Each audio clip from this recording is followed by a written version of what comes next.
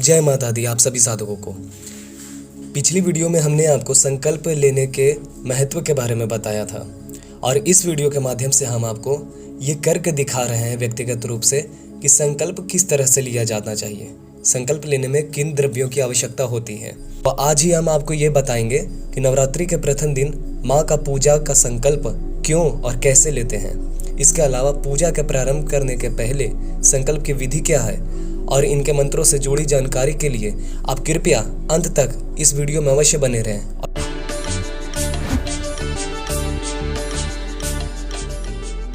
शास्त्रों के अनुसार किसी भी प्रकार के पूजन या व्रत के पहले संकल्प लेना बेहद महत्वपूर्ण और लाभकारी होता है।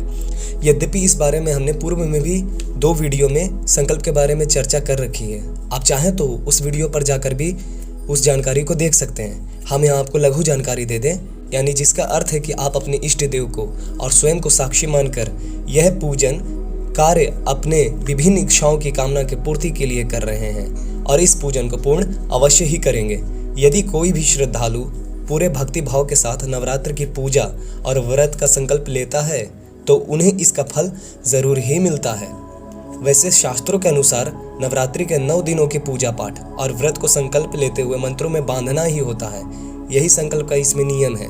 संकल्प लेने का सबसे ज़रूरी और महत्वपूर्ण नियम ये है कि यदि आपने पूजा का संकल्प लिया है तो पूजा आपको पूर्ण करनी ही चाहिए और विधि विधान से उसका समापन करना चाहिए। संकल्प के बिना पूजा अधूरी होती है और शास्त्र अनुसार उसका सारा फल इंद्रदेव को चला जाता है। संकल्प लेने के लिए आप आवश्यकता अनुसार मुद्राएं यानी दक्षिणा रख सकते हैं। ऐसे तो 11 रुपए का दक्षिणा न्यूनतम माना जाता है, लेकिन आपके पास से यदि किसी कारणवश ये भी उपलब्ध वहाँ नहीं हो, आप मात्र जल द्वारा भी संकल्प ले सकते हैं। हालांकि ऐसी अवस्था किसी के साथ नहीं होती। अब माँ जगजननी अपने भक्तों की परीक्षा लेती है, लेकिन कोशिश करें कम से कम 1 रुपए का सिक्का हाथ में लेकर उसके बाद जल और थोड़ा सा अक्षत, यदि अक्षत सफ़ेद हो तो भी ठीक और लाल हो तो बहुत ही उत्तम है। आप अपने सीधे हाथ की हथेली के ऊपर कुछ बूंदे जल की, उसके बाद अक्षत, फिर कुमकुम यानी रोड़ी और उसके बाद आप यथा समर्थ रूप दक्षिणा रखें और उसके बाद निम्न मंत्र का उच्चारण कर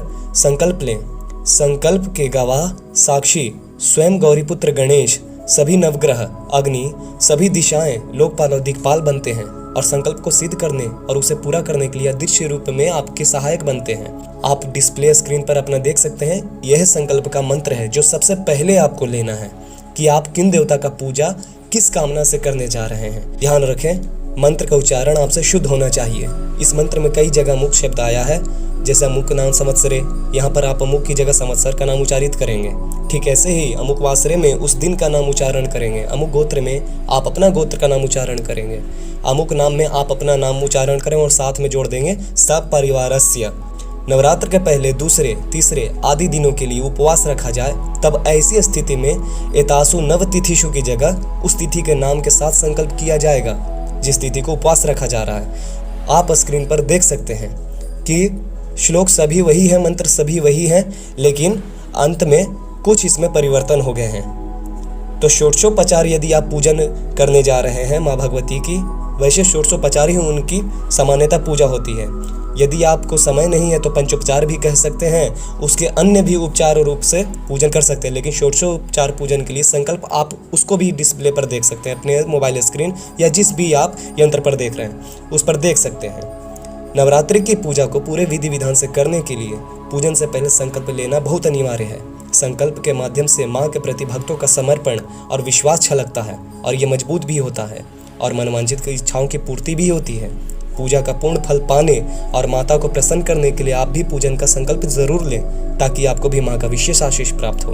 हम ऐसी कामना करते हैं माँ जगदम्बे से कि इस चैत्र नवरात्रि आपको भगवती शक्ति से संपन्नता दे और आपके सभी मनोरथों को पूर्ण करे। जय माँ भगवती और नवरात्रि की आपको हार्दिक हार्दिक शुभकामनाएं।